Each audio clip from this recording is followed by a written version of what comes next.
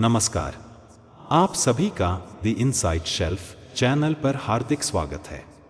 हमारी विशेष श्रृंखला श्रीमद् भगवद गीता के सार को समझने की दिव्य यात्रा में आज हम प्रवेश कर रहे हैं 14वें भाग में। इस भाग में हम अध्याय 3 कर्मयोग के श्लोक 1 से 9 तक का अध्ययन करेंगे। श्लोक 1 में अर्जुन ज्ञानयोग श्रेष्ठ होने पर भी कर्म कराने के कारण पर श्री कृष्ण से प्रश्न करते हैं कि अर्जुन ने कहा, हे जनार्दन, हे केशव, यदि आपके अभिप्राय में ज्ञानयोग कर्म से बेहतर है तो फिर ऐसे हिंसात्मक कार्य में आप मुझे क्यों संलग्न कर रहे हैं। श्लोक 2 में अर्जुन विरोधाभासी उपदेशों से भ्रमित होकर श्रेष्ठ मार्ग पूछते हैं कि आपके वचन मुझे परस्पर विरोधी लग रहे हैं और अब मेरा मन भ्रमित हो गया है, इसलिए कृपया मुझे यह बताएं कि कौन सा पथ मेरे लिए उत्तम है। श्लोक 3 में श्री कृष्ण ज्ञानयोग और कर्मयोग 2 मार्गों की व्याख्या करते हुए कहते हैं कि भगवान श्री कृष्ण ने कहा, है दोष रहित, पहले मैंने इस लोक में पाए जाने वाले 2 प्रकार के मार्गों को बताया है, अनुभवाश्रित दार्शनिकों के लिए ज्ञान का मार्ग और कर्म से आसक्त लोगों के लिए कर्म का मार्ग।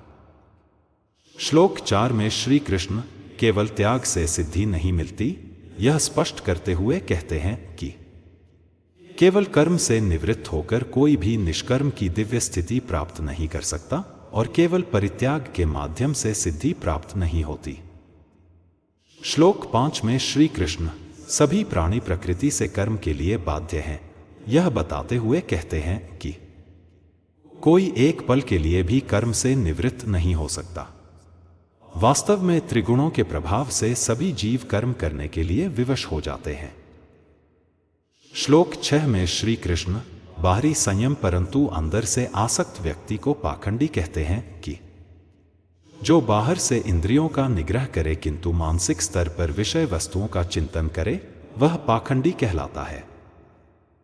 श्लोक 7 में श्री कृष्ण इंद्रिय संयम और अनासक्ति से किया गया कर्म श्रेष्ठ बताते हैं कि जबकि हे अर्जुन, जो व्यक्ति अपने मन के द्वारा इंद्रियों को वश में रखे और उन्हें बिना किसी लगाव के कर्मयोग में नियुक्त करे, वह श्रेष्ठतर है।